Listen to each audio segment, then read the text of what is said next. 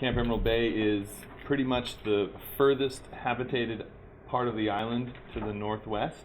We're about 2 miles by ocean northwest of two harbors, and that is our closest town, and that is where our emergency services reside. So they can get to us very quickly with what we call the Baywatch boat, just like the white and orange one that you used to see on the show.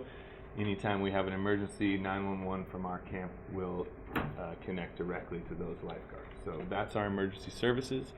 And we also will use the hospital in Avalon if that boat is required. If it's an issue that needs a faster response, there are helicopters available to bring people straight to Long Beach. But we have a beautiful bay on the northwest end of the island. People rarely bother us, and we have an incredible amount of wildlife around. You might see an eagle, literally a bald eagle, soar across the bay. You'll definitely see some fox, some deer, incredible migratory birds all over the place because we're a nice stopping point. And don't worry, there are no more wild boar, if you've heard rumors of those. Even though there aren't really many predators in camp, we still recommend that kids and scouts and scouters don't really hold on to much food in the campsites. It'll attract critters, it'll attract fox. There are also feral cats. So just keep those things in mind when you're moving about camp. Big animals like bison and deer should just be avoided. You can take a picture from afar, but please don't approach animals like bison or deer. They can be spooked and they can be very dangerous. So that's pretty much it on animals. We do have the occasional rattlesnake, but they've been pretty under control lately. The next page that you see in the packet is my very, very crude camp map.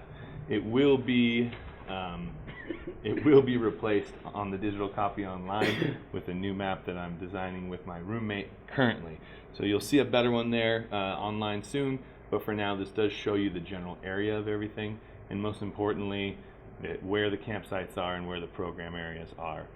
Reference this if you keep this this handout with you, but like I said, I'll have a new one digitally for you soon. Let's get right into it. The next page says what to bring. This isn't a packing list for scouts yet. This is recommendations and things that a scout leader might want to bring to be more prepared or to help the troop get the most out of the week. You see the first section is optional equipment brought by troop. We do have flag poles in every campsite for flags with grommets or holes. We don't really want every unit to bring a flag and a patrol flag because we travel by boat, we move your gear to barges. We don't want kids' patrol flags to be broken. But of course, you're welcome to bring those things. We do support the Scout spirit connected to it, and we do have flagpoles in the camp. So bring that kind of stuff. First aid kits, every troop should have one. Definitely bring it on this trip for things like splinters, stub toes, and just cleaning small scratches. Any relief you can take off of our volunteer doctors and myself would be very appreciated. But just to repeat, all troops should have a troop first aid kit, and probably a scoutmaster or a senior scout who is in charge of it. Next says advancement. I'll reference assistant scoutmaster point people throughout this entire session.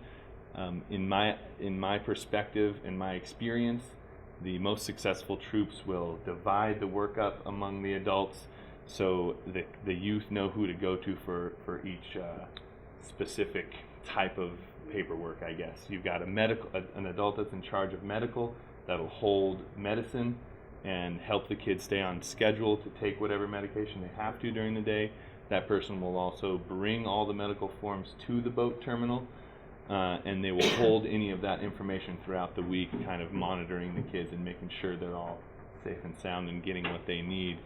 I recommend almost an accountant type leader who might, and this is just a recommendation, hold different baggies or containers with scouts' money and giving them a certain amount of money each day, or giving them money on request. That way scouts aren't losing, and we're also not presenting the temptation of theft in camp. Again, just a recommendation, having like a leader who is an accountant. And then finally, this one's almost the most important, having one who knows or has at least has a list of where all the scouts are going to be, the program schedule, if you will, that can help scouts get to their merit badges, and who will take part in our leader meeting that happens on Wednesday to make sure that the scouts are in the badges that you thought they were, that they're on track to get the badge by Friday. So again, we do have a meeting on Wednesday at lunch where hopefully this one scoutmaster who knows most about where the kids are supposed to be can check on the progress and make sure that they understand where everyone is so they can help them finish up. There are a bunch of other things here. They're not completely necessary, but they're good recommendations. Clipboards and pens and papers, of course, teaching aids, things like that. A couple lists that you will need as a troop that we'll reference later on. One, you're going to need a troop roster. This troop roster is going to be held by you. We do not need it. What we need separate is a ship manifest from each troop. So the reason this is different from your troop roster for the trip is because some of you may have scouters or scouts who leave early or come late. So we need a list of who's on the boat arriving to camp and who's on the boat departing from camp at the end of the week. So that manifest is very important. Make sure that we have that list and it is separate from just your troop roster for the trip. That'll be presented to my staff as you arrive to the boat with all of the other medical paperwork and permission forms that you can get off the website. We will not, since I mentioned it, I might as well go for it. Troops will be fully paid by the time they step on the boat, so if for some reason or somehow you haven't sent in all your deposits and payments to the scout office before the day of, you are meant to bring that to the boat and turn it into our staff members so you can join your troop, or so the troop is fully paid before they step onto the island. At that time, you'll also turn in, like I mentioned, all of the med forms for adults and youth, all the permission forms for shooting and possible photography in camp, and the manifest that I mentioned. This is all in these packets. You guys can keep these packets, and I'll show you, in my opinion, it's much easier to navigate on the website where all these resources are. Last, you'll see what we provide in campsites or around campsites. Like I said, we have flagpoles, we have hand washing stations around all the bathrooms and dining halls, we've got trash cans, picnic tables, and fire extinguishers in every campsite, as well as brooms. If you arrive to camp and you don't have those things, the first two venues to get anything like that are your SPL, because they should be working very closely with our staff, which we call a ranger. We'll get into that as well. And then also your camp commissioner. Each campsite and troop will be assigned a volunteer commissioner, normally a mature adult. We've tried to have teenage commissioners, and it just isn't that easy. So you should have an adult commissioner who works directly with me, who you can ask for things like that, as well as the youth ranger that should be working very closely with your senior patrol leader. Here I won't go into as much depth, but we've got a list of recommended packing items for adults and youth. Again, this is a recommendation. Use your best judgment. Check weather if you'd like. Email myself before the week and ask what the weather's going to be or has been, and I will probably take 2 days, but I'll get back to you. Again, this is a packing recommendation list. We want you to have your 10 essentials, but we also just don't want people to miss out on fun because they forgot a towel or because they got excessively sunburned, not without a hat and sunglasses and sunscreen. So you can send this directly to all the scouts in your unit. You can have them packed the way you like, but this is what we recommend for getting a full experience out of camp. This next list is what we don't want to see at camp. Most of them are pretty obvious. Some of them are less obvious. The ones that I want to highlight, of course, we don't want firearms, pornography, and fireworks and those kind of things in camp. As far as cell phones go, I'll leave it up to you leaders what you will do with your scouts. In my unit growing up, we did not bring phones to campouts. I think that's still the case in my dad's unit, but I'm not going to discipline a youth if I see them with a cell phone. We kind of leave that policy up to you. They're not going to work very well anyway, and having it just puts you in a situation where you could lose it, break it, or have it stolen. So with that in mind, have your own policy on cell phones, but I guess I'd rather not see them. One of the most important things on this list to me is fuel, white gas, propane, things like that. Don't bring any of it. Please don't bring any fuel containers. First off, it's not allowed on the Catalina Express boat. Second, we're not going to use propane lanterns and stoves in our campsites because of the desert climate out there. We cook all food, we keep all fire either in our designated fire pit, the kitchen, or designated areas on the waterfront. So please, please, please do not bring fuel, especially white gas and propane. What's the cost to rent the lanterns? You know, I'm not 100% sure. I'm still renting because it says here, and they're bad. Yeah, we have. Ours were just like smashed about last year. I'm like, if I don't have to bring those things again this year, I will rent them. I would say that we have enough lanterns for 2 in every campsite, and I think that it doesn't cost you very much. There is $20 for the weed. But no, I think that would be. I wish I could tell you for sure. I don't know.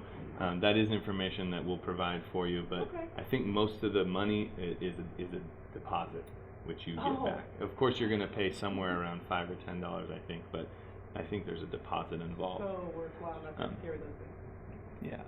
Yeah. I'll look into it though. I'll try to make it clear on the next packet we send out. It says mess kits here under special instructions. We do provide all of the spoons, forks, knives, cups, and plates you need for eating 80% of the time out on the island. But we do have an outpost camping experience called War Canoe. During War Canoe, we'll cook beef stew in a Dutch oven, and for that you'll at the very minimum need a large bowl or plate and a fork. I don't want to hear any stories about scouts going out and buying a $30 mess kit for Emerald Bay. We feed you guys. We've got all the utensils. There's one camp out. What you'll need is a drinking receptacle, a bowl or plate, and a fork, and just to eat some beef stew when you're on the beach. So that's what the mess kit is. Don't look too deep into that. If you guys aren't part of the Western Los Angeles County Council, we do require that with the paperwork I mentioned at the boat terminal, you include a certificate of insurance from your council. So I assume a lot of you are from Western Los Angeles, but if you're not, a certificate of insurance is very easy to get from the council. Call up the front desk, let them know your unit and scout name. We're heading to Emerald Bay. We need a certificate of insurance. They'll send you a copy, and you can present it to us at the boat.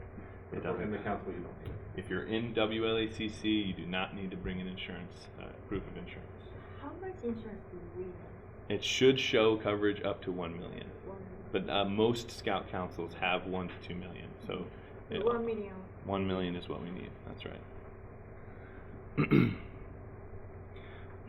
Yeah.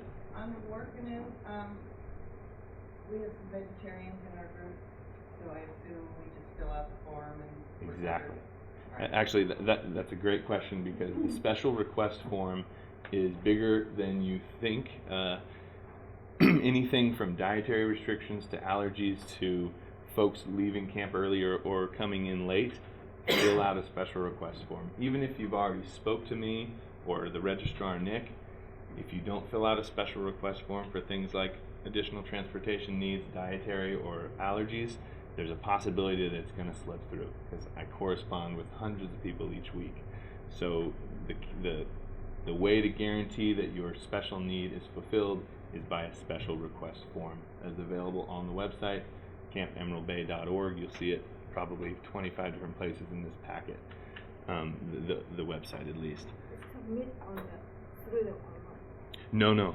Oh, excuse me. Yes, the special request form submit online. Yes, before you go. Anytime. Tomorrow you can send me one, and I'll start to collect those special requests. Yeah, special requests can be sent anytime from now till your So, do you want us to put a whole bunch of things on one form, or one like? One form. So, You can do multiple people leaving camp early or something like that on one form, but if you're asking for an extension cord for your CPAT and somebody is lactose intolerant, that's two different forms. Got it. Yeah. Passenger manifest, I did introduce the idea to you guys already, but it's those lists that are particular to each boat trip. So we need a list of everyone who's going to be on each boat. That's what the passenger manifest is. The next page that I'm showing in my packet is a nice table of all the boat times. You'll notice that they're exactly the same every single week, except there's one little outlier in your packets that you're not going to see on my projection. That is week 4, you should have the option of a second boat on Monday the 29th. Is that in everybody's packet? So that boat is specifically reserved, or not reserved, but it's there to facilitate travel on Monday for folks who have religious reasons not to travel on Sunday. So that 1 week, week 4, if you're part of it, there is still a normal boat on Sunday for whoever wants to use the normal boat and stick to the normal schedule. And then there is an additional early Monday morning boat to help people avoid traveling on Sunday. So that's, yeah. On boat travel, I've been dealing with Nick, Yes. and he told me that you guys take care of the boat travel, but the leader's guide says that we have to do that on our own, so I'm confused. So I'm not sure where you read that, but we most definitely, the boat cost is built into your I understand, trip but cost. making the reservations or Oh, something? and it is or- completely To get there. reserved as well. I I'm think sorry? they're talking about to get there. In the leader's guide, it says you need to make your arrangements to get to the boat To terminal. Berth 95. Right. Yeah. Oh, okay. Like if I- you're I gonna set have- up a bus or a shuttle or whatever. Oh, okay, well that, I think I may know what you read, and I'll get into it as well. We make charter boat reservations for all these you'll trips, just tell us what time to show up where, and that's all we need to worry and about? it shouldn't change from this list. If it does, I'll be very clear in an email to you. But this table that you see, we want everyone to arrive between 10 and 11:30 so we can depart on time. It's always berth 95 in San Pedro, and any outliers like that, reach out to us. But all the boats all covered by us. Okay, The perfect. parking is not. So if you're not carpooling and having parents drive cars out of there, you're going to see probably a charge of $12 for a 24-hour period parking at the terminal. So do what you can to avoid that. If you're traveling long distance, there's not much you can do, but it is not necessary for you to make a reservation for parking unless you have an enormous vehicle. They have plenty of parking there. We've been using them for years with sometimes weeks up to 900, 950. So you can show up and find a spot unless you have an extended trailer or something. Go ahead and give them a call. Make sure they can accommodate. Let's see. There's a couple more just random rules down here. I don't want to get too far off of my main speech, but of course you all know that scouts have to travel in their A uniforms to fit in those insurance plans that we request, especially if you're WLACC. From my point of view, if you're using our insurance, you want to wear your uniform. If there's ever an accident during a scouting event and the scout is not in uniform, you're going to have trouble with insurance. So that's why we wear our uniforms when traveling, on top of the fact that we want to show people we're doing good things in the community, and etc. So wear uniforms. B uniforms are acceptable all day at camp. We do wear our A's for the flag ceremony and dinner. My staff does not wear an A uniform for breakfast, although if your troop does that and they want to continue, we completely support it and accept it, but my guys just don't have enough time to change. So you'll see field uniforms for breakfast and lunch from the staff and A uniforms during dinner time.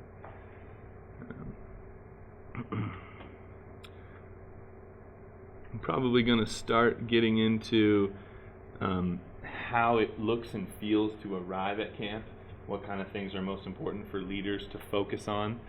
One of the first things I'll say is mark your bag as clearly as possible. Doesn't matter if you think it's a unique bag or if it's really huge or if your plan is to hold on to it the whole time.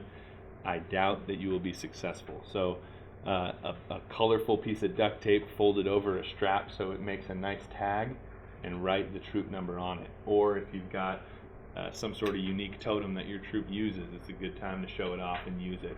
But you want it to be very visible. I'm going to guess that 6 different people are going to touch your bag from the time you get on the boat to the time you get to your campsite.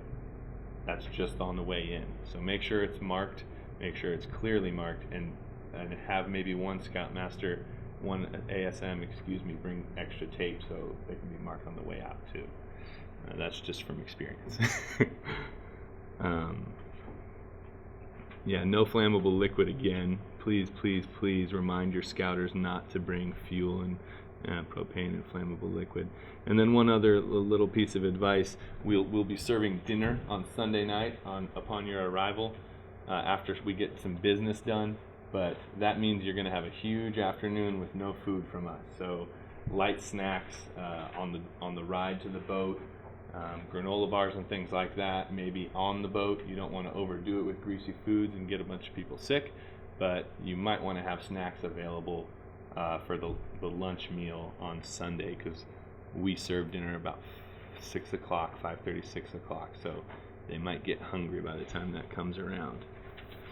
There are directions everywhere for the terminal. I'm not going to tell you how to get there now, but just typing Berth 95 into Google Maps will bring you to the right location. I've used it many times. I did talk about forms a little bit, but this gives you a little bit more detail on them. Medical forms, of course, are incredibly important. There's different types for adults and children. If you haven't been on a trip with us in the past, you should receive an email pretty soon with all of those details laid out, which forms we need from individuals, and again, all those things are turned in at the boat. Please just bring them with you, and do not staple each scout's collection of paperwork together. To explain that, I can't have medical forms stapled to permission forms, so collect them from each scout, pile them up by the type of form that they are, and that's the easiest way for us to intake them. Excellent. I'll talk a little bit about Scuba all Do you want together. those forms loose then, not in a binder or? They can certainly be in a binder. You don't have a preference? No, whatever you guys need. We do say a 3-ring binder helps, Okay. but we're going to have a big old box, and we've got a couple of staff members there to sort things. No matter what I ask you, 20, we're going to get 10 different, 20 different. Sometimes we bring them in a binder and then they want them all out, so it ends up taking more time. So.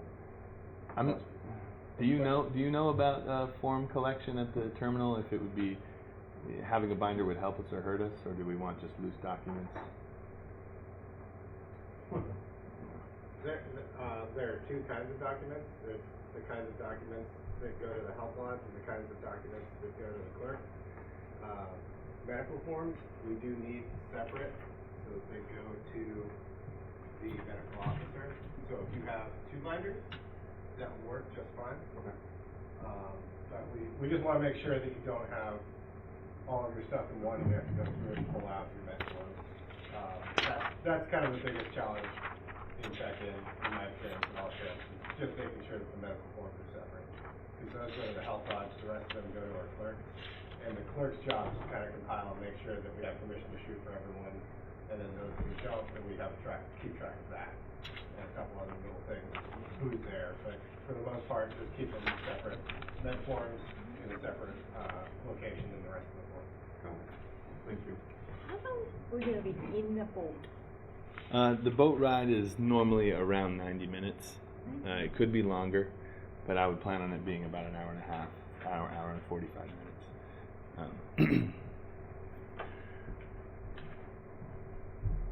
The next sheet I have, don't feel any obligation to use this sheet, but it is a good way if there's a skill or a particular leader that you have that's worried about being bored, or that has some way that they can benefit the counselor or the camp that they're willing to share. This is basically just a form that says, I'm Scott Gunn, I'm a diesel mechanic, can I check out your boat and make sure everything's good? Like I said, this is not required, it's just there, so I'm not getting hundreds of emails. and neglecting them when they could have the potential to be very valuable. So if you do have a scout leader or even a senior scout who has a skill or is interested in helping out camp in any way, the adult leader resource form is what you're looking for. It's a pretty good transition into one of my favorite programs that we do. It's our SPL training program. We very much support the patrol method out at Emerald Bay. If you look at our staff, you will see that it is built almost exactly like a unit should be. I would call myself and or John George the senior patrol leader. We've got a board of directors who are our facilitators, who are our adult leaders, and then we've got tons of different areas in camp that would represent patrols, area directors that are their patrol leaders. We've got all kinds of folks, scribes and business people that fit into all the roles of a troop. So I'm very excited about that, and I intend to help you guys have an easy week. And when I say you guys, I mean the adult leaders, by trying to prepare your youth to run this week. There's a lot of things that you guys are going to have to put into the planning, but once you get there, ideally, your senior patrol leader should be able to guide you through. You guys will do some clerical things to make sure badges are done at the end, but I'd love to see SPLs working with my staff directly to create an amazing experience. So this next page is our senior patrol leader program, where we send out a senior patrol leader and a buddy Thursday before the rest of the troop comes to camp. This is not required, but in my opinion, it's very cool and very beneficial. It costs $200. That basically just covers extra transportation and food while you're there a little bit longer. But the senior patrol leader staff are two guys who together have about 8 years of staff experience. They'll guide a group of maybe 6 to 20 SPLs for 3 days, preparing them to run their troop at camp. So I think it's great. They introduce them to all the activities that the troop can get into. They show them where things are, what the easiest way to get them done is. So if you have the ability to send a guy out for the SPL program, even if it isn't your SPL, I recommend it. It's pretty cool. You can send one or two. We prefer two because buddy system, but you can send one or two. Yes. There's details I don't need to share with everyone there, but it's a great way to make sure that your troop gets what they maximizes the experience out at camp. And if your SPL isn't available to go to that, still try to put the focus of the trip and its activities on that boy. Unless they're doing a rugged program and they're out of camp the whole time, they should work closely with our ranger to make sure everyone has a great time. Is there a risk of that selling out or a deadline for when we need to register? You can we'll have elections between now and then, so. I think you can register up till 2 weeks before your week. Okay. If weeks max out, we'll close them, so you won't be able to register for those individual weeks, but I don't have a hard date where you have to sign up by. Bear with me while I go through the scuba details. I had our professional representative with me this morning for our meeting, and I'm going to give you some cliff notes, but I also have a stack of his cards here, and I wrote his email on the board over there. That's Carter Crary, carter@malibudivers.com, and you will see why that's significant as I start talking about it. But we've been working with Malibu Divers at Emerald Bay for about 20 years. At this point, we certify more divers than any other scouting program in the country, just through the summer. We pretty much match other programs' entire year of certifications. They have a staff of somewhere around 10 to 15 instructors and dive masters who are commission-based, who live and work with our staff, but are not necessarily part of the Emerald Bay hired staff. So if you choose to enroll into a rugged scuba program, which is either rugged O or rugged S, those programs basically take the entire week from your scout. They will not be able to do merit badges if they're in a rugged scuba program.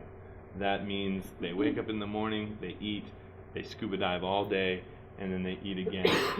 They will spend the nights in the campsite with the troop, but that's all I can guarantee.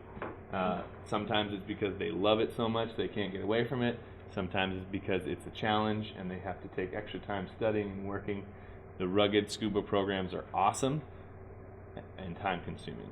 They also cost about $350 more than your normal camp fee. I know a lot of you probably already have scouts who are signed up for these. I'm just informing because you do still have the ability to transfer a normal scout to a rugged S or O program if they're interested in getting into scuba. Again, it's about $350 over the normal camp rate, and that all goes directly to our Malibu Divers, the company that we partner with. Assuming I've got one scout who wants to do it, Mhm. when the rest of the troop heads off to Parsons on War Canoe, what do we do with him? We would appreciate an adult leader hanging back with Mhm. that scout.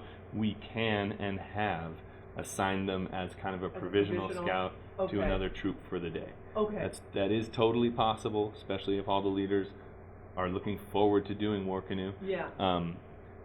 If somebody can stay behind, it's rare that the entire troop goes, in my experience. Sometimes Okay. there's smaller kids with injuries, dads who can't, adults who can't go on the canoe trip. So maybe a group of 3 or 4 will stay back. All of that needs to be coordinated with us, but really Or it's, could it be that after Rugged finishes, he hikes the 1 mile to Parsons He can. and As then long- hikes back early in the morning, something like we could work something out. Exactly. Okay, I As- just wanted to double check. but don't send people on hikes out of camp without coordinating with the staff.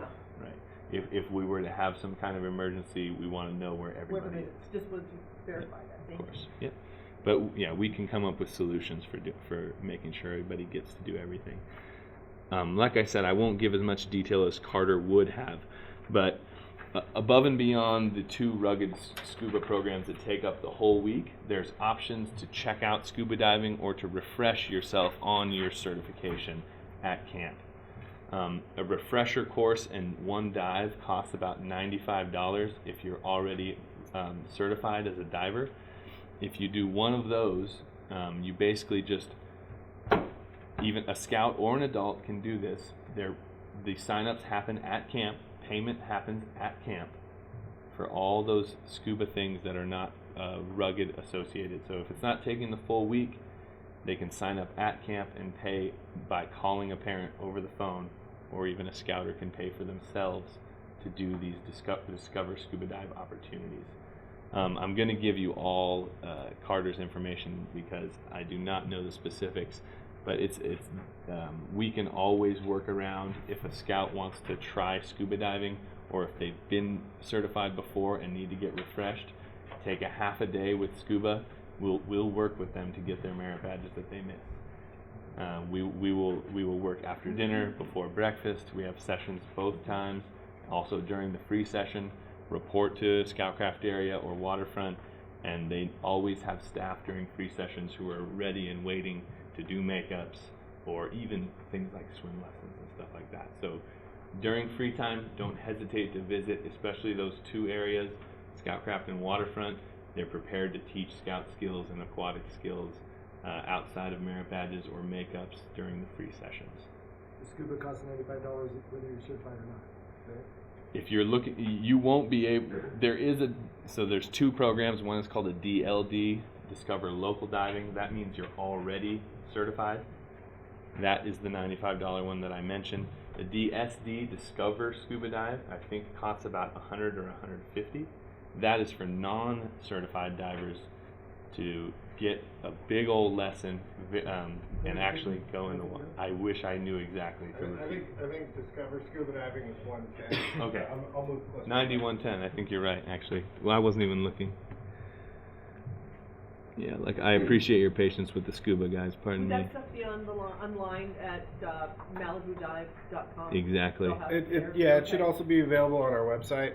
The main thing that I'll impart for everybody about scuba diving is that if there is even a remote chance that someone wants to go scuba diving, if it's Discover Scuba Diving, Discover Local Diving, if it's a checkout dive, they have to have the PADI medical form filled out and signed by a doctor.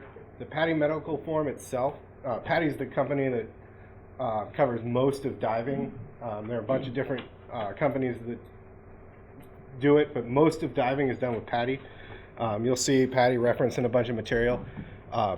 that PADI medical form, on the form itself, it'll say that if you answer yes or no to one of these questions, you have to have it signed by a doctor. That's not the case with the Boy Scouts. The Boy Scouts require that a doctor sign that medical form. So as you're doing medical forms for camp, make sure that even if there's like the tiniest chance that a scout might want to do it, that you get that signed off by a doctor, because once they come out there, there's no turning back. There's no way to get a doctor to sign it. And that's one of like the most heartbreaking things when you've got a scout there telling you like, I really want to go scuba diving, but I never had the doctor sign the like 12-page addendum to the medical form. Because it becomes like 12 pages once you add the PADI questionnaire to it. So Is the PADI medical form is on the website? the PADI medical form is on the website. It's also available if you go to the national webpage or even if you type Boy Scout medical form and you get the scouting.org medical form website, there's high adventure programs, and I think that link, when you click that, will add the PADI medical form to it. If you have something that's 3 or 4 pages long, the PADI medical form is not there, I guarantee it. Once you start getting to 8 to 12, that's when you think that it's all there. So anybody, like, if you just want to print that out and give it to all your scouts and just say, like, here's the thing, and talk to your parents honestly and find out, like, if their kid might want to do it, because it is really a unique experience breathing underwater. So kids really dig it, and it's something where a lot of parents will be very nervous about a lot of the times.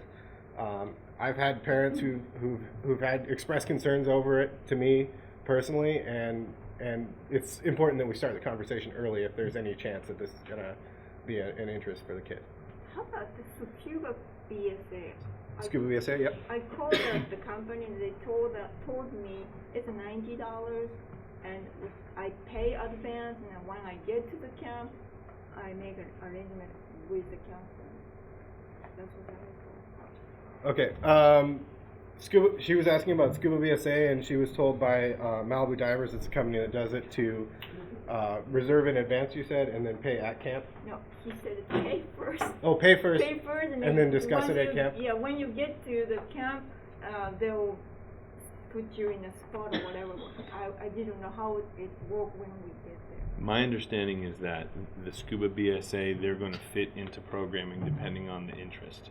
So what he's saying is we're not going to schedule a specific day for that BSA Scuba to be fulfilled, but we will find the day once we're out there, once the instructors are there in place, and we see how many Scuba people. BSA is run by you guys, right? Not from... It's not. So every scuba diving experience at camp is run by a separate third party that is operating under PADI guidelines and is not the Boy Scouts of America. So any program that is done, this is camp calling to answer a question that I asked earlier. Hey, Mr. George, hang on just. In the past, when I've done that, as she had mentioned, they had required, Malibu Divers had required that you pay in advance. And they only have so many that go out in each of these sessions, and when you pay in advance, they will schedule the time and day that your adult or boy is going to take that at Emerald Bay. So once you pay, they'll schedule it. Yeah, they start booking it up, and they'll tell you your day is Tuesday at such and such a time, because they only have a limited number of spaces available through each day. So in the past, we've had to book through Malibu Divers.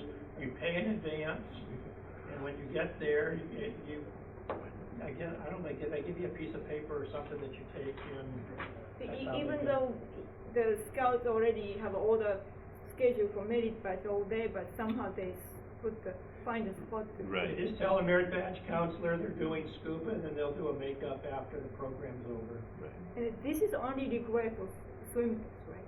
If the scout is passed the swim test. In order It does to help to know how to swim. in No, order you to don't earn need a swimming merit badge. in order to earn the scuba Not merit badge, you No. need the swimming merit badge. Just- But to just do the this, scuba just the BSA. swim test. That's right. No, One I of those kids. think she's asking, you're gonna give a BSA test when you get there, right? Yes. Yeah. Yes. But as long as they're considered a swimmer, they can do this. That's right. That's right.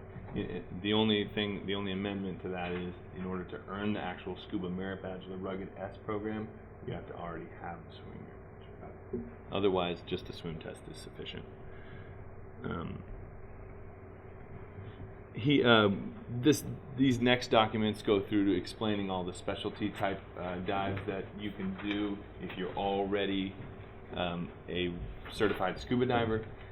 They, in addition to all those they call specialty dives, they will be offering a first responder CPR class. All of the scuba instructors have to be CPR AED certified instructors as well. So a few years back we decided, hey, let's offer CPR certification. So you can get a first responder AED CPR card with Malibu Divers staff out at camp just by expressing interest once you get there. There's no sign up right now. Once you get to camp, if you're interested in a CPR AED certification, you can set that up with the Malibu Divers guys when you're there. And that's for adults and youth alike. If you already have a Red Cross here, Red Cross is almost exactly the same, yeah. This is just a way to get a certification if you need one. Some merit badges require them. BSA Lifeguard requires it. So if you're a scouter looking for BSA Lifeguard, it's a good time to get your CPR cert as well. I kind of touched on these rugged programs, but I'll just read the first couple lines of these real quick to you. Rugged S, if you're looking for a new merit badge that will reward with a lifetime of opportunity, Boy Scouts have introduced a program for scuba that will allow kids age 12 and up to get a PADI certification. So Rugged S is the rugged program that youth can actually earn a certification throughout the week. Rugged O is a very similar program. It's called Rugged Oceanographer, though. You'll be able to learn and practice the advanced dive techniques, included search and rescue, and etc. So this is for people who are previously certified who want to earn the Scuba Merit Badge and the Aquarist Award via scuba diving. Rugged R, if you're already an advanced scuba diver. R stands for Rescue Diver. It's an even more physically demanding course. I plan on doing it myself this summer. It's rare that people sign up for it, but if you have advanced divers in your troop, that is available. Reach out to Carter with interest in that. Is there, for the leaders, while their kids are all out doing that stuff, is there something that the leaders can do as well? It's like a cope or something? So we don't have a cope course out at Emerald Bay, but we do have plenty of programming. I'm going to read through some of it here for you, but most of our adult programming, you sign up on the spot, because of course you're there first to make sure that the scouts are getting done what they need, and then you can move about camp. And we do have plenty of activities for you. There will be times for leaders to shoot up at the shotgun and rifle range. There's all the runs and swims in the morning that any of the non-merit badges that we offer can be fulfilled by adults too. So the mile swim, the buffalo run, all of the segment rocker patches that go around the Camp Emerald Bay patch can all be earned by adults and scouts. And there's also adult leader training available if you have adults. Right. who haven't done that before. Yeah, we have a bunch of new scouts coming to do that. Oh, yeah. Perfect. ASM training? Yeah. Yeah, it's It's all part of it. specific training and then basic outdoor leader skills. So, Basic outdoor leadership skills and leader training. and adult leader position specific training for Scoutmaster, Assistant Scoutmaster. And we'll have probably one youth staff member with the commissioners running that program. Are you using the new syllabus? For the adult leader guide? Yeah, I have a packet that we're still developing. Our head commissioner, Dave Penn, if you've been at camp, I'm sure you met him. He's a scouter out of Texas, and he's a big commissioner. He runs our whole commissioning program, and he just sent me a brand new packet of what he's proposing for the program. So it is going to be up to date. On the scuba, I may have missed it, but if they're already certified and they're doing rugged O, can they still earn the merit badge? I may have misspoke. I'm not sure. It doesn't say. Yes, actually, the merit badge is a quick afternoon session. Actually. I think the merit badge is kind of a little add-on. Yep. It's pretty easy to add on. So if they're doing rugged O, they can earn that merit badge? Yes. Okay, perfect, thank you. But again, with all the scuba details, I apologize for blundering. I appreciate your assistance. Reach out to Carter. He's incredibly helpful. He's been doing it for decades. I've got business cards and his information up there. Excuse me. Next, I want to start talking about merit badge registration. If you guys are the contact for your troop or the one who registered, you should have received an email last night from Nick from the camping registrar saying you can sign up for merit badges now. We finished the registration. We posted it last night. And in these packets that you have, there's some details on how to do it. But there's a link on that email that's going to be way, way more helpful. I think this is the first time that we've had this available. But this is the email that you should have received from the camping registrar yesterday at about 6 p.m. If you click on his attachment, you're actually going to see literally step-by-step narrated directions for how to sign up your kids for their merit badges. If you haven't been to Emerald Bay before, I'm letting you know now that we do not use traditional blue cards. I repeat, we do not use traditional blue cards. So what you have to do, the way we know that a scout is allowed to be in a merit badge is the fact that you sign them up on this system here. So whoever owns the registration already for the troop can go in here, make sure that all the scouts' names are listed correctly, and this literally walks you through every step. You'll see the black text in between these rectangles gives you instruction. These rectangles are just visual aids, just showing you where to click, what not to click. You'll make sure that all your scouts' names are in there correctly here. You'll continue down. This is reminding you that if you put in a bunch of information and don't hit checkout, it's not going to save anything. So even if you're not finished, if you've only put half your scouts in, hit checkout, opt to pay by mail. That's going to give you an open, and that is written here, but opt to pay by mail. It will save your records so you can edit them again later. These directions are explicit on this email that you got, but I just want to talk you through because I understand opening a document like this may be intimidating. This is only there to help you. We've never had this as a resource before. Before it's just like, hey, sign them up. Click on the button that may or may not be there.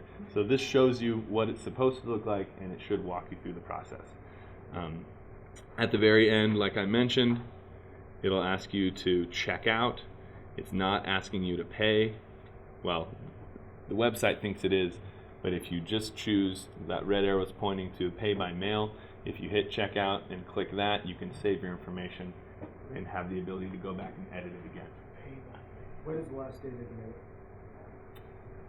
It'll be Monday or Tuesday at camp. Yeah, it's literally the moment We when don't you lock leave. it out until everyone's at camp for the week. And this, like I said, opened up last night. So go to your troops over the next 2 meetings. I'll show you a guide right now of skill level for particular merit badges that we offer, so you know what direction to push your youth. It's all here in these packets for you. So please take these packets. They're all online as well. How quickly usually you fill up the classes, the program? We changed our merit badge schedule last year to allow an extra session. So if you've been to Emerald Bay in the past, aside from last year, you'll remember 5 sessions during the day with an A session before breakfast. Now we have 6 sessions with an A session before breakfast. So I don't think we're going to fill any classes. I hope not. We have, the only thing that will limit us at that point are aquatics rules and the amount of boats and guns that we have. So you don't have to do it this week, but don't wait for months before you start putting this information in. Can more than one person like access the merit badge website? Like if I wanted to sign it to one of my leaders to do that function, could I go in and make sure it's up to date? I think you'd have to use the same sign-in. If whatever login was used to set up the registration is the only login that can edit the registration. Okay. So unfortunately, we can't have 2 people do it. We can assign someone different if someone changes roles, but we can't have two logins allowed. So You can't even go in and view it? Correct. Okay. you could share your login information with Okay, each other. so we'll just, as long but- as, okay. And if there's any questions about changing passwords or anything like that, let me know and I'll help you guys out afterwards. I can go over how to change your login info if you want to hand it out. Now, I will definitely have time at the end of this for you guys to ask more detailed questions too. I'm going to keep rolling. This is a chart that I introduced a minute ago that shows kind of where we place the difficulty of our merit badges that we offer. Level 1 being the easiest and level 4 being the hardest. I tried very hard to argue small boat sailing to become a level 4 with those shooting sports that you see. So in my opinion, I think small boat sailing belongs there in level 4, only for advanced scouts.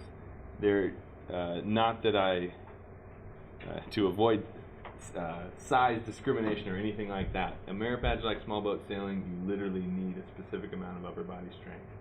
We don't want to set kids up for failure or put them in a dangerous situation. We've got 14-foot boats outside of the bay. It's required to flip the boat and correct it. It's required to be able to climb in and out of the boat with a full life vest on. So just gauge your scouts' upper body strength, willpower, and just ability to do those kinds of things for a merit badge like that. The rest, though, I think are in the right place. Most handicraft badges are easy, and I recommend them for brand new bridged Webelos or first-year scouts. We do have a first-year program that takes 2 sessions that goes over in excess of 23 requirements. We will not sign off those requirements. We will give a piece of paper with our initials on it, letting scouters know what these scouts have learned and what they should be tested on to get a signature in the book. They're basically the trails to Exactly. And I recommend that for brand new bridge Webelos and first year scouts. Anything beyond that, I think you might be doing requirements that you already have, and you might be missing opportunity to earn some cool badges by doing the Trail to First Class. Because it's not catered to every individual. We'll go over like 20 requirements. Is that how many sessions does that take? 2 sessions. Each day, right? Two so sessions if they're doing each all day. 3 of them, if they're doing the tenderfoot, first class, and second class. They're working on requirements from all 3. But it'll be all 6 sessions. No, it's just the one. No, it'll be session. 2 sessions a day for 5 days. Oh, They is it? work on all 3. You're working on all 3? Simultaneously, yeah. Okay, great. That's right. That's why I was saying first year and brand new bridge Webelos, because we are going to be working on some tenderfoot stuff. So they still get a chance to get 4 other merit badges as well. Yeah, 4 will be pushing it. That's a long day. In my experience, 3 to 4 merit badges is about average. We don't offer that many during the session after dinner, only like mammal study and maybe one other. So I would tell your scouts to aim for about 3 to 4 merit badges, 2 or 3 if they're doing advancement. I would say. And your wilderness survival is a class 2, so the young ones don't get to do it? No, this is not a rule. This is just for your judgment. Oh, okay, good. This is just for your judgment here. Yeah, you'll see our age recommendations up here when we explain the levels. But honestly, just like the packing list, this is what we're sharing this with you because we think we've done it 90 times. But of course, your older boys can do art, and your younger boys can try shotgun, but they might not get it. The prerequisite form goes along with some of these. I did have to change some wording on there. Like I mentioned before, in order to get Scuba merit badge as well as motorboating, you need swimming merit badge. The rest, we just strongly recommend that you have swimming merit badge to do the rest of our waterfront activities. Not because we add any extra requirements, but because swimming in Emerald Bay is different from swimming in a pool. That's why no matter if you're a Navy SEAL or what, and you've swam across the channel from Emerald Bay to the mainland, we're still going to swim test you because you've never swam that day in that area with those rocks and those docks. So everyone's expected to do a swim check, and we recommend that most waterfront activities aren't done without the swimming merit badge. Since we're talking about prerequisites, I'll talk about partials. If you've gotten a partial from another camp or from a merit badge counselor, if your scout has gotten a partial and they want to finish their badge at our camp, don't bring us the blue card and expect us to fill in and finish it. We're going to give you a partial for what we teach you, and then it's up to the scouters in the unit to combine those to get them to the award. And that just takes pressure off of my staff. we don't want to be saying complete on a merit badge that we really didn't teach. So they will sign off anything that they do as a partial, and then you can combine those to actually earn the badge once you're finished up. It's just the safest way we've found. This is just a warning about field sports.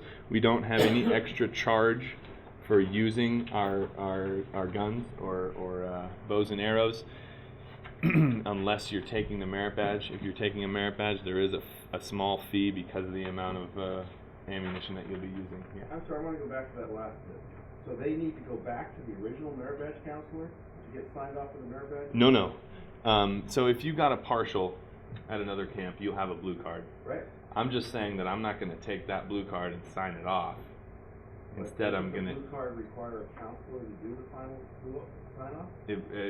We will. Everything is signed on a partial blue card except the Scoutmaster portion. So that is what has to. That's what you need to close the loop. So you will sign the, Whatever requirements we do, we will sign off, and then you have to combine them. Mainly because we don't have blue I'm cards. missing something. On the blue card, there's Yeah. a final sign off for the counselor. No. The counselor will sign it even if it's a partial. And they'll write what's been done. Really? So what I'm saying is, we're not just going to fill in more requirements.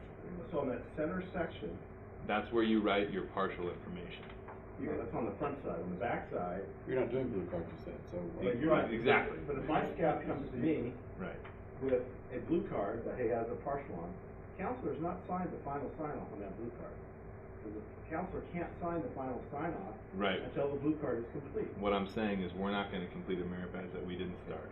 So what you're saying is, then the scout has to take your partial and his blue card and go back to the original counselor or another counselor? Maybe I'm not understanding completely, but I don't think that would be the process. I think that if you have two partials, yeah, I guess. No, you have to have a counselor sign before the scoutmaster can sign. I Trust think, me. yeah, okay, I understand. I'm both a merit badge counselor and a former scoutmaster. So- if my scout got it at a prior camp, Camp Chewaniki, Mhm. he has a partial from Camp Chewaniki, and he comes to your camp and finishes that merit badge, does he have to go back to No, Chewaniki? I want to start off by saying this is a very rare occurrence. I get that. If you are interested in earning a merit badge at our camp and you take the classes, we're going to give you the badge. If you've Right. already had a partial, you might redo those and get the badge. We're talking about somebody who's very close and just needs to retrieve a weight from the bottom of the ocean for life saving. We'll sign off that we did that requirement for them, and then yes, they would have to. We have to coordinate. They would have to with get it somebody finished up. But it's a very rare situation that I brought up. I think I was just trying to make it clear that we don't really deal with blue cards.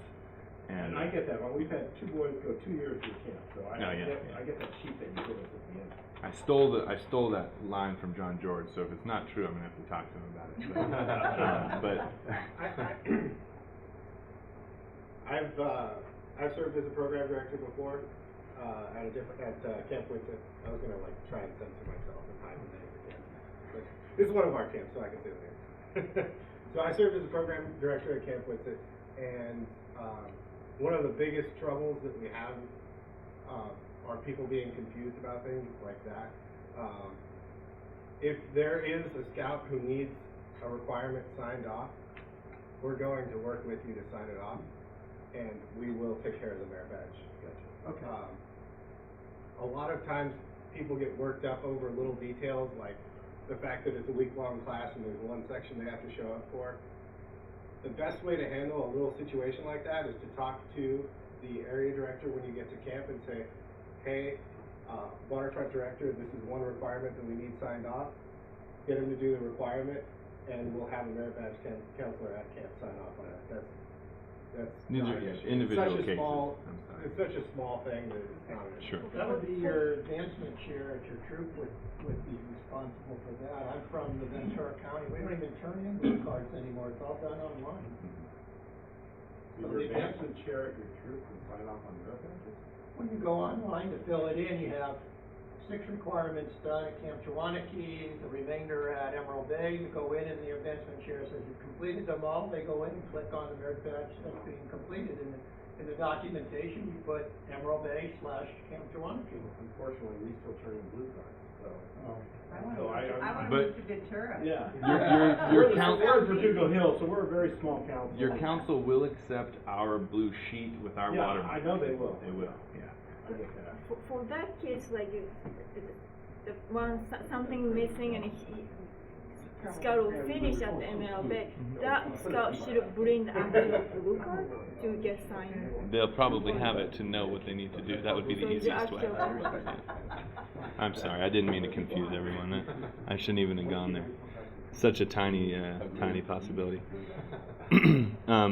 What I've got up on the screen now is our relatively new merit badge schedule. The white boxes that you see are where the classes are the classes that we offer. So gray boxes mean that there's no class offered at that time for that merit badge. Those empty white boxes are where you could sign up for merit badges. So this is the list that you'll use. You could print this out and write scout names in the box. Just use it as a guide, but this will certainly help you once you get into that website I was showing you for registering merit badges. This will help guide you through what session we have those merit badges available. So there's only 4 potential merit badges they can earn. There's no classes in the 5th or 6th session. They are. I think in some situations you could earn 5 merit badges, but the way that our camp, our intentions have never been to be a merit badge factory camps. They've been to be an adventure camp. So I guess it's safe to say that 4, maybe 5 merit badges is what your scouts will aim for.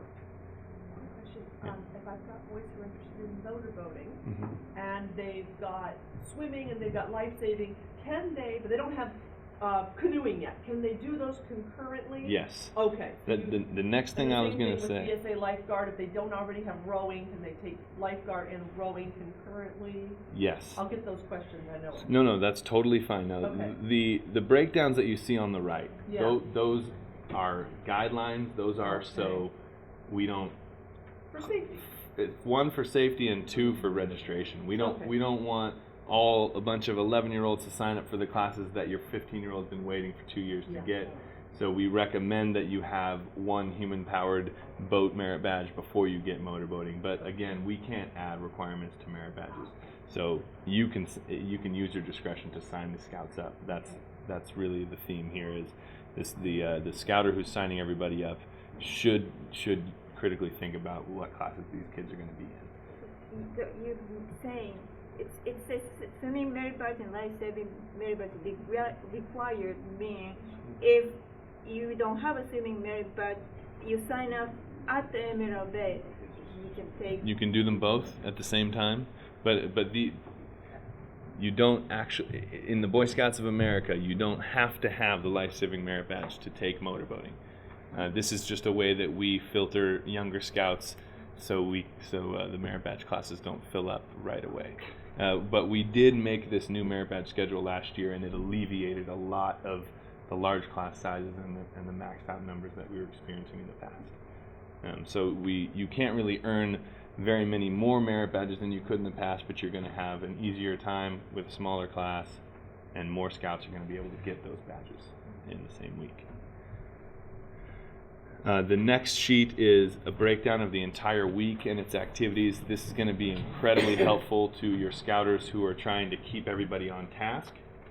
Print out a couple copies of this, share it with the boys if you have to, but it won't change really at all. It hasn't changed since I started on staff in 2001, except for the extra merit badge session we added last year. You'll see when you arrive, you'll see a description on what we're going to walk you guys through, the time breakdowns on when you're going to move into camp, when you're going to move out, and what's expected at those exact times. There's cliff notes on those right here in this program planner. So print that out for all the scouters at the very least. Sorry, It's fine. It's fine. Mile swim, I had guys miss out on it last year, so I want to be really clear with them this year. Do they need to do the mile swim session every day for the whole week before they can do it, or how does that work? I was confused last year, so. It's a confusing one. To earn BSA Mile Swim Award, you have to build up to the mile. Now, we'll give you the mile swim rocker patch that goes around the circle. If your boy is on the swim team and plays water polo and jumps in the water and swims a mile in 30 minutes, we'll give him the rocker. But in order to earn the BSA mile swim patch, you've got to go quarter mile, half mile, full mile at the very least. Like when they did the BSA snorkeling, they needed to prove it every That's single right. day that they were committed to that class. That's right. Okay. And that's why there's confusion. Gotcha. You can do the mile swim as long as you've got somebody rowing with you who's willing to take that time. We'll give you the mile swim. But if you want to earn BSA mile swim, you've got to build up to it. Okay. Yeah. And that can be That done clarifies. with laps or straight out to the end of the bay and back. Okay. I'm going to get into a little bit more detail here. You guys, after that program planner, have a bunch of information packed into 2 rectangles on a piece of paper. I've got that spread out across about 5 pages here. I'm going to read through the things that I think will help you get into camp and get through it with less issues. First one, documents, which we have started talking about already. The merit badge sign-up doesn't require any papers at the boat. Remember, you're going to do that all online in the next few weeks or months with the help of that little aid that I showed you earlier. Troop insurance, like I mentioned, you only need it if you're non-WLACC. You've got to bring that document to the terminal alongside everybody's medical forms and everybody's permission forms. Permission forms let us know that parents are all right with shooting sports and photography happening in camp. If a parent does not want their child to take part in shooting sports, they must write on that form no permission. Not having a form is not going to help us in this case. When we've got 600 people, we need a form that says no permission. Don't just leave it blank or not turn it in. Those all get turned in at the boat when you arrive on Sunday. And that's the pre-camp release form that I was mentioning. Alright, I'm going to catch up. You're going to start seeing in that, if you can read any of the text in those boxes, you're going to see a lot of little activities that you can do. You guys were asking about leaders doing activities. It's an amazing place for you guys to experience the things that you did as a scout alongside your son, or brand new experiences that you've never had. All of those things for adult leaders, like I mentioned, you can sign up once you get to camp. So you don't have to plan on them. You can jump in whenever you've got time. I especially recommend BSA Lifeguard. I don't think there's a more appropriate place to earn it than at Emerald Bay. I taught it for years on the waterfront to scouters, and with the dock set up, the ocean, the way that it moves, it's so much better than a pool. You're going to get so much more out of it, and you're going to be prepared to run safe waterfront in your unit in the future. So I recommend it. If a lot of your guys don't have it, send one from each troop. When you get into camp, like I said, 6 people are going to touch your gear, so mark it very obviously. There's going to be a pile of gear that has no troop insignia on it, and it'll be fun to try to find yours in there if it's not marked. So remember to mark your gear and have an adult leader that's looking out for that throughout the morning. When you get to camp immediately, we do what's called round robin, where we introduce a lot of concepts and a lot of areas to you and the scouts. It's short, but it actually gets the point across pretty well. I'm going to introduce every area director to you, walk you to the waterfront, and start going over rules. So like I said, have a snack on the boat or after or before, because when you get to camp, we're going to delay you before you eat dinner. We're going to talk to you for a minute. We're going to walk you around. So make sure you're prepared for that with hats and sunscreen and snacks and whatnot. You want 1 leader at that? Oh no, that's the entire camp. Oh, everything. So while we're doing that round robin, 1 leader will be in the adult leaders meeting. Pardon me, I skipped over that, which happens in the helm, which is adjacent to the dining hall. Right here. All leader meetings. If you see the main dining hall that has 2 rooftops in the bottom center of the picture, directly to my right of that, where you see green lettering, that's the helm. Underneath the health lodge between the PMSC and the dining hall, that's a meeting room. That's also a place where adult leaders can go 24/7 and plug into an Ethernet cable with a laptop. If you've got business you need to do, That's really the best way to do it. There are 3 PCs in there, but then there's also probably another 5 or 6 Ethernet plugs, so you can do business if you need to. Scouts are not... No wireless? No wireless, unfortunately. We're still operating off horrible broadband that we buy from the USC facility. It's less than I use at my home. So, oh really? Yeah, tablets don't. So you can bring a tablet, but if you don't have like a 3G or 4G, probably not going to be able to get internet on the tablet. And we do have Ethernet for laptops in the helm. Again, the helm is directly to the right of the dining hall.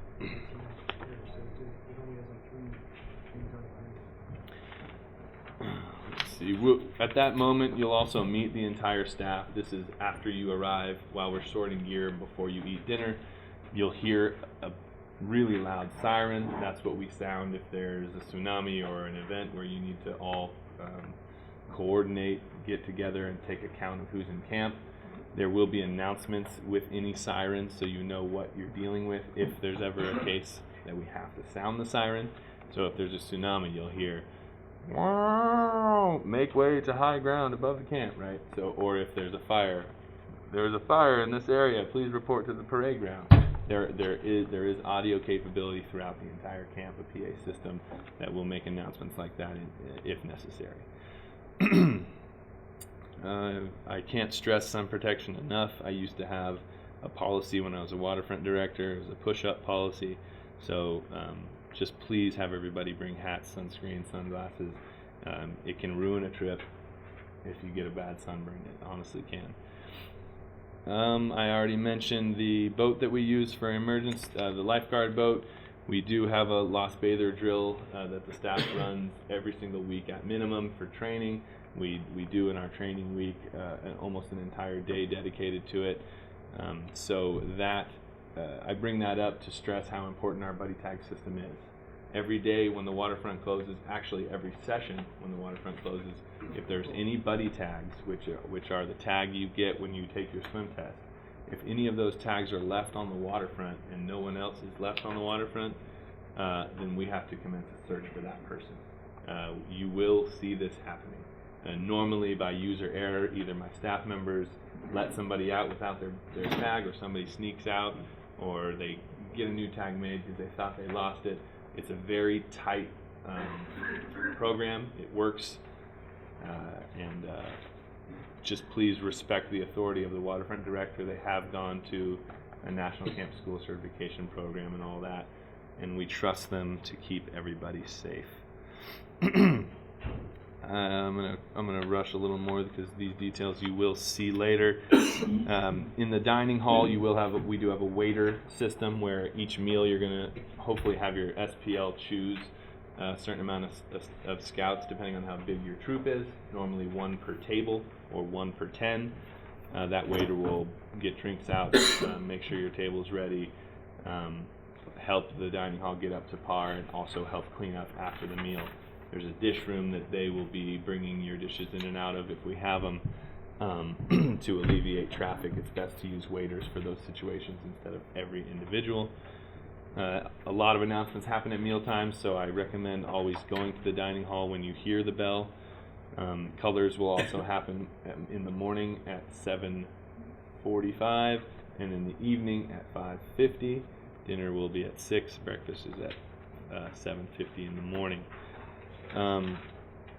You'll hear bells for every single meal throughout the week, and make sure your waiters know that it's their responsibility to clean up your eating areas.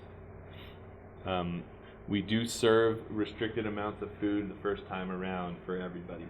That is to guarantee that everyone gets food in a timely manner, and we will always offer seconds. Even if we run out of food, we'll offer some other type of food. We don't want anyone to be hungry. We want everybody to have fun. There will be seconds available, and we will ring a bell for that as well. Again, dietary restrictions, it says on here you can email me directly. That is completely fine, but the special request form is ideal, and it's the best way to keep those things from falling through the cracks. Special request form for dietary, health needs, transportation needs. We do, even though we're on an island, we do send and receive mail every single day. I know it's important to a lot of scouts to get mail from their families, grandparents, whatever. We recommend that all that mail is sent out no later than the Wednesday that they are in camp.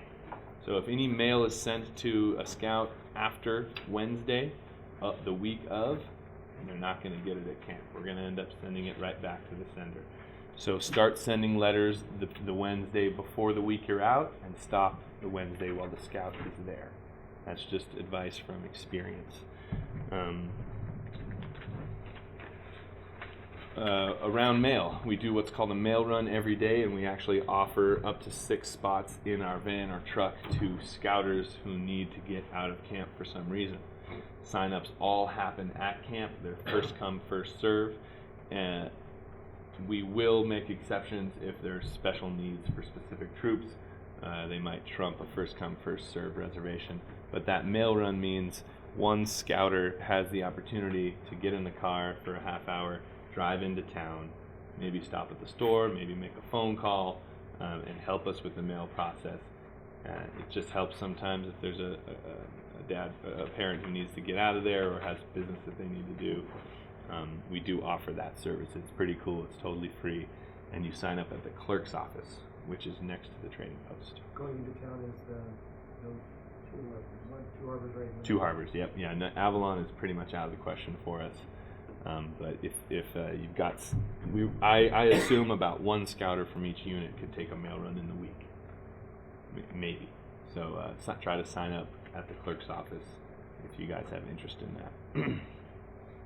And that's where we do, if we've got adults swapping spots. That We is, tell the clerk right away the first day we're in camp. yep. The best way would be to fit them into the mail run, because if they can't fit into the mail run, then they might have to charter their own water taxi, Okay. which could cost a fair amount of money. We use the buddy system everywhere. I hope you guys use it too. It's an excellent policy. It keeps people from being ignored, and it keeps them safe. And I love the buddy system. We use it everywhere, not just the waterfront. You guys know the 2 Deep leadership. That holds true. All of our troop liaisons, our rangers, they're all 17 and under. That way we can leave them with your scouts. They can be there as much as possible, helping your SPL provide an excellent week for the scouts. We have an honor box for lost and found that sits in front of the clerk's office. If you lose something more valuable, it'll end up in the clerk's office or in my office. So if you lose a phone or knife, you can come directly to one of the offices. We'll check for it. Hazing, of course, is not accepted in camp at all. There's off-limit areas. The 3 that I want to highlight now, even before you're at camp, are the maintenance yard, Doctor's Point, and the area up above our staff housing. You can barely see it now, but our maintenance yard is to the right, just before the trading post.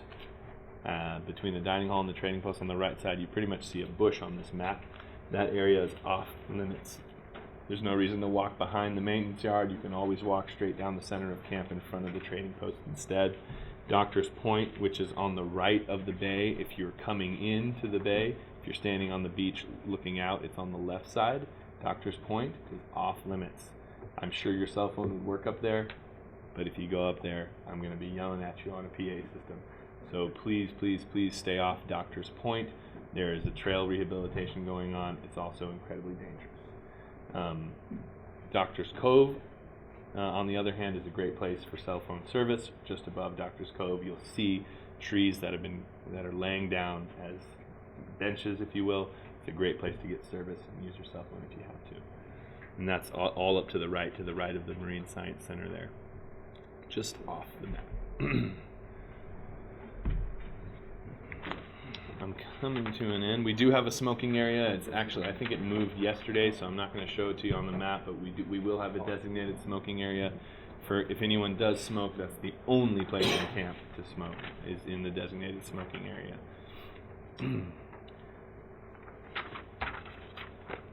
Swim test, you have 2 sessions. You can go anytime.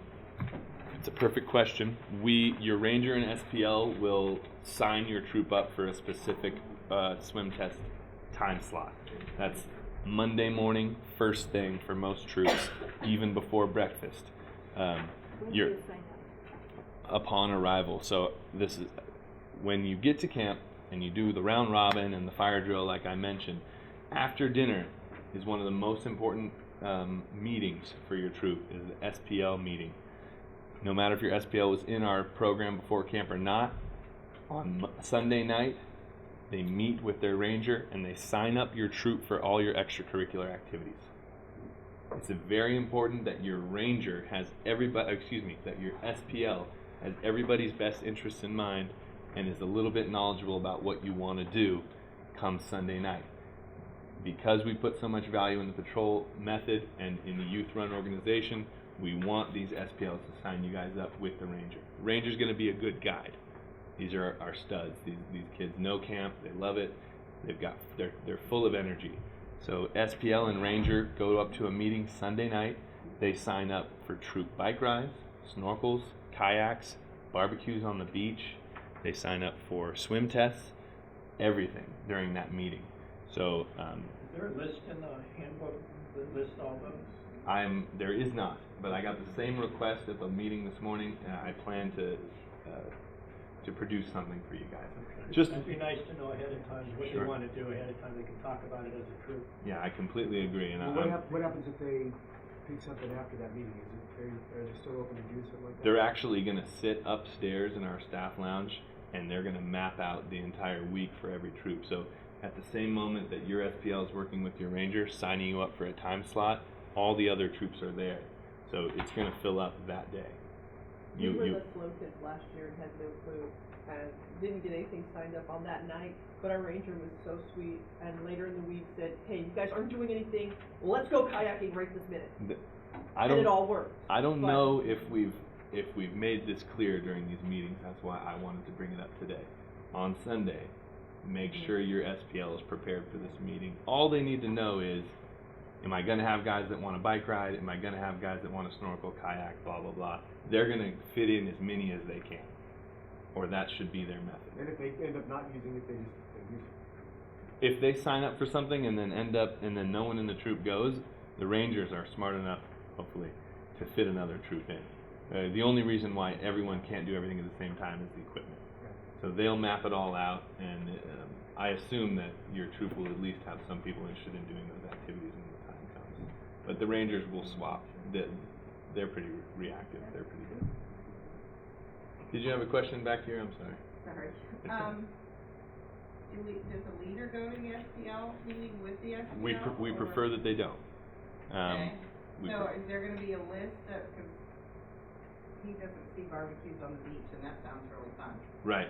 That's what we mentioned over here. Is that I'm going to try to produce something to share with all of you Okay. on what is possible at that meeting. I can't believe that in the past we haven't done it. So That sounds awesome. I'm here. This will be my first summer as program director, probably my 6th or 7th summer on staff. But I'm ready to fix things like that. So I will do my best to send you guys a list of those possible troop activities. Don't try to sign up for them before. So the Don't- sharing may be done probably through the email to the person who's the coordinator. That's right. That's right. Same person that got the merit badge sign up email today. And can you like divide and conquer, like if you have a part of your troop wants to kayak and another part wants to bike All ride? those logistics will be figured out in that meeting. Okay, perfect. Yeah, I don't know how possible it is at the same time for those things to happen. In my experience, your troop will probably do 3 or 4 activities through the week. 1 bike ride, 1 snorkel, 1 It doesn't barbecue. have to be the whole trip, it's whoever Nope. wants to go. Exactly. Okay. I mean, that's all up to you guys, Right. though. Did you say one ranger per troop you assign to? Right. We're very, very small troop, So your ranger will probably have another troop as well. but at least we're gonna have one But ranger you will. for. That's right. Yep.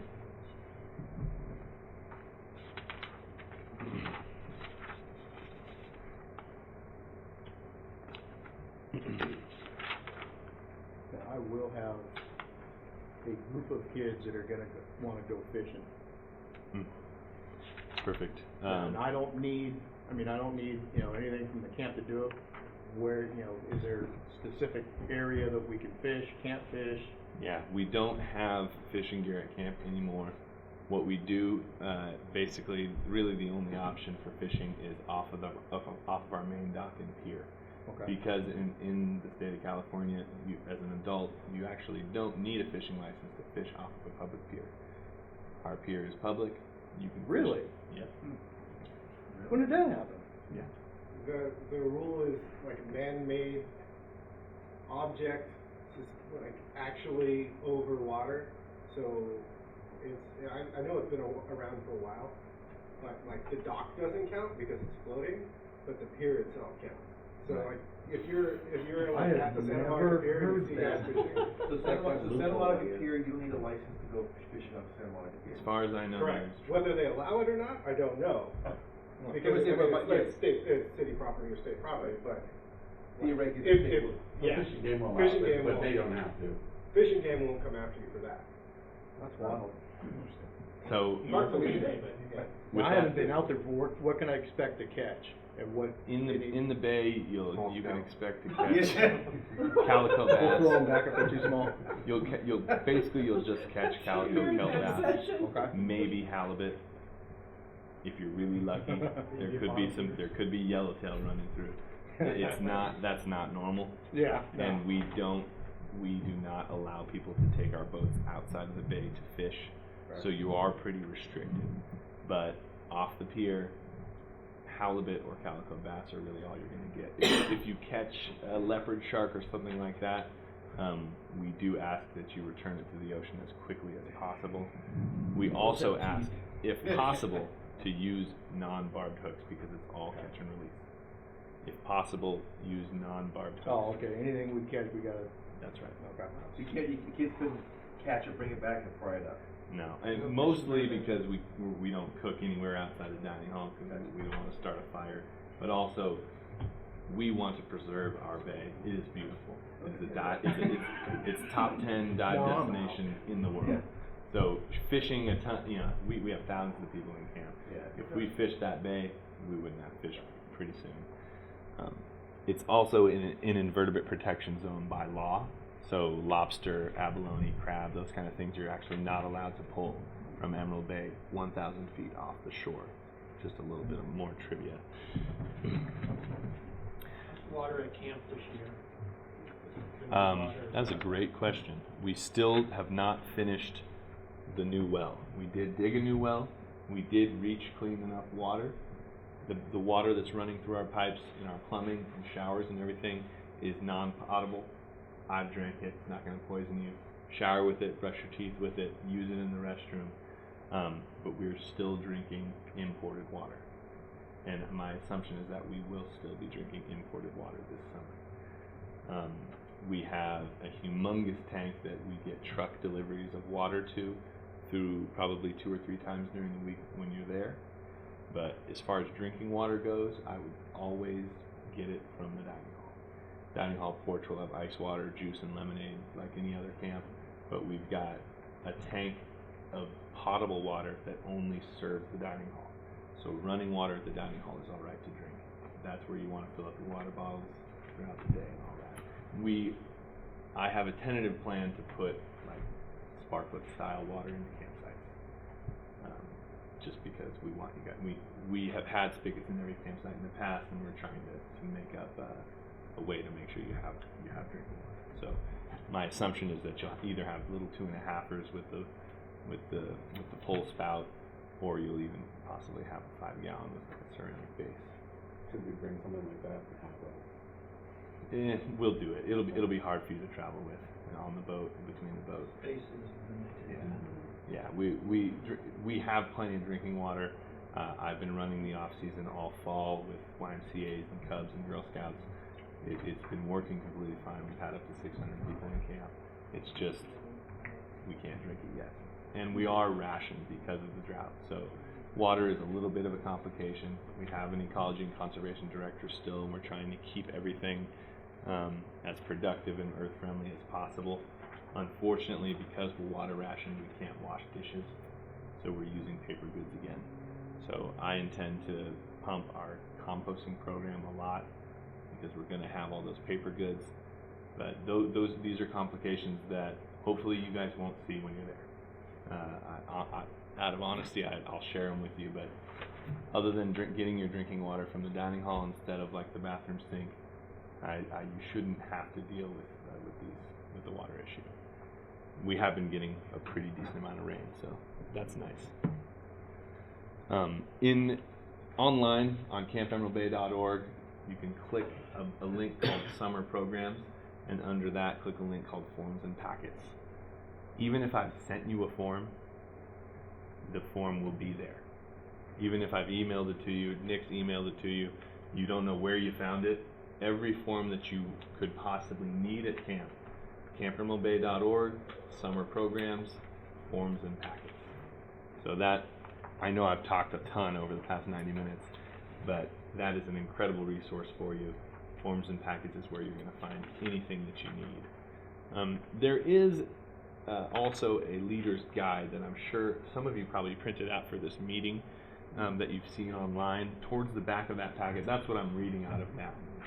So towards the back of that packet, you are going to see a lot of the activities that you can do as an adult leader and activities that you can earn rockers for.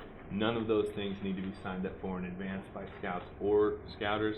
The hikes, the early morning swims, those things are dealt with through the ranger. Tell the ranger, we got boys that want to do an awesome, challenging hike. Okay, I'm taking you to Silver Peak at 4 o'clock in the morning. That's what your ranger's supposed to do for you. Use them, challenge them. They're really there to make sure that you guys get the most out of your week. So, like I said, you'll see those in the leader's guide that we published a few weeks ago, and they have little brief explanations on all. I won't go through them all, but those are all the programs that you earn rockers for. And if you don't see how to do those things when you get to camp, talk to your ranger. And if you're having an issue with your ranger, talk to the ranger director or me directly, because they are meant to facilitate your week.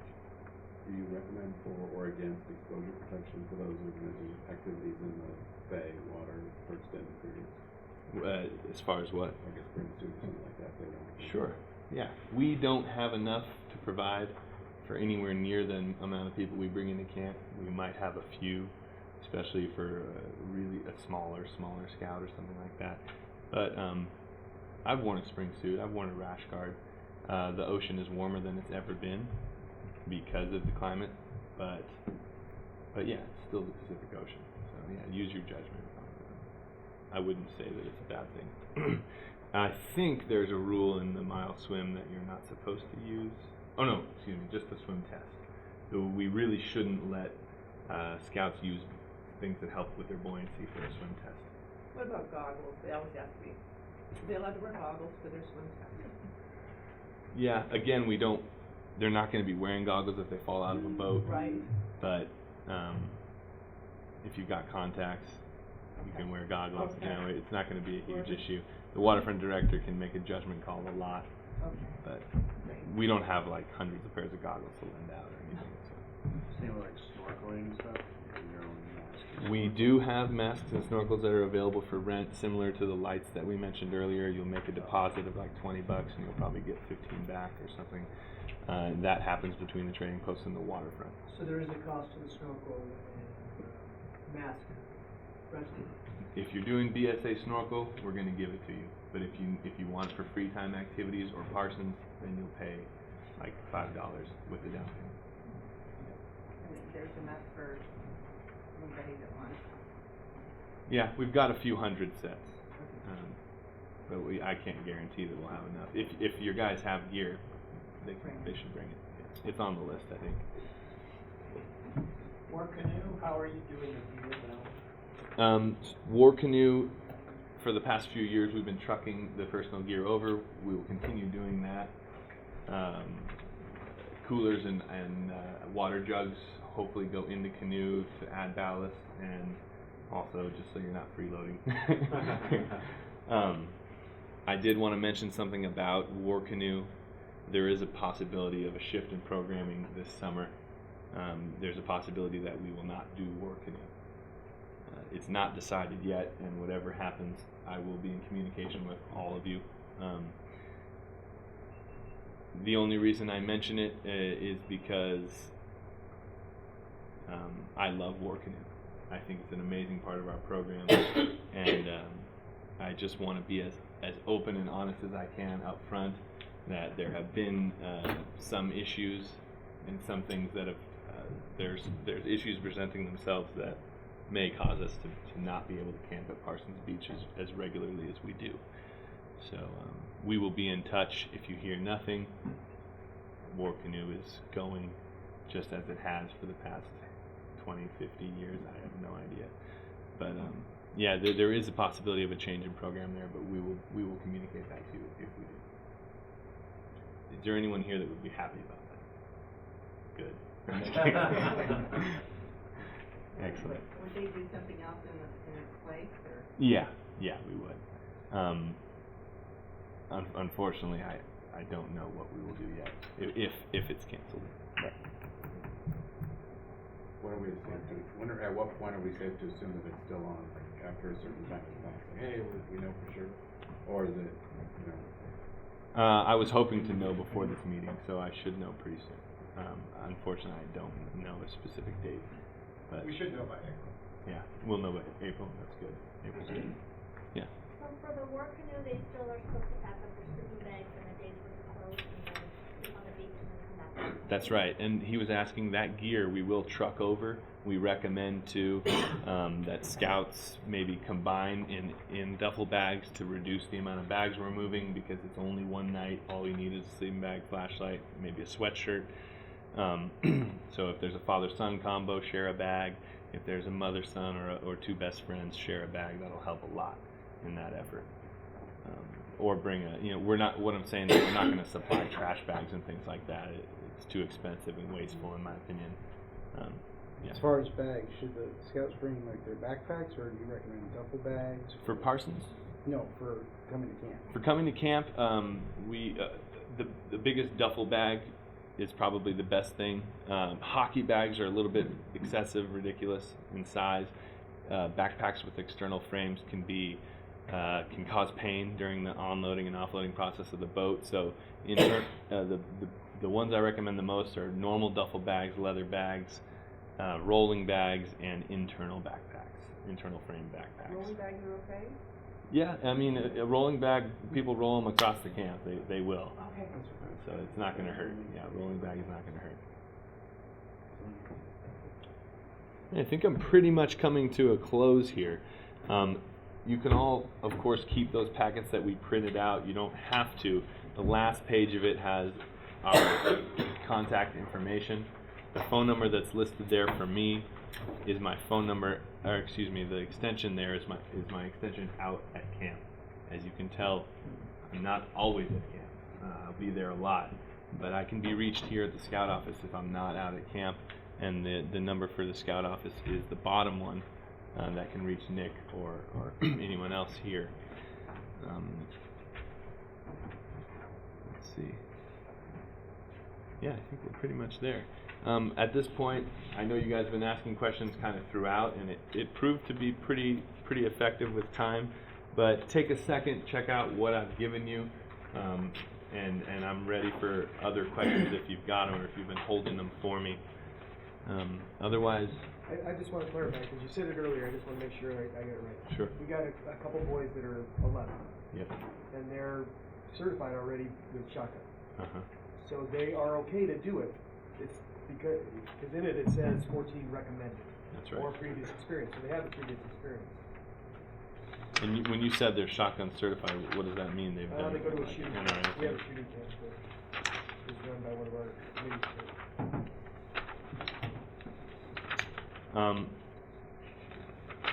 I think if it comes to a point where we have too many registrations in the class and we have to choose between people, we might drop a younger kid because we know he's going to have a chance to take it again. But there isn't a rule that we're going to keep young people out of it. While I'm sitting here, I get an email from the mom. Do you know what week you're going to be at camp? I want to say it's the 6th. The 6th? We can guarantee you're not coming week 6. No one's registered for week 6. No, the 6th of July. Oh, 6th of July. Okay. I was just gonna say, if the field sports are built so we can fit the majority of the scouts who are of age into those classes. So if it comes a time where we have to switch around reservations, we might drop a younger scout. We might choose or ask to drop a younger scout. But we're not gonna bar you from it. What kind of activities, on the Sunday SPL meeting, they need to sign up, we need to decide before you go there, so what kind of available so we can. So that's what I was mentioning that I'll reach out to you for, but there is a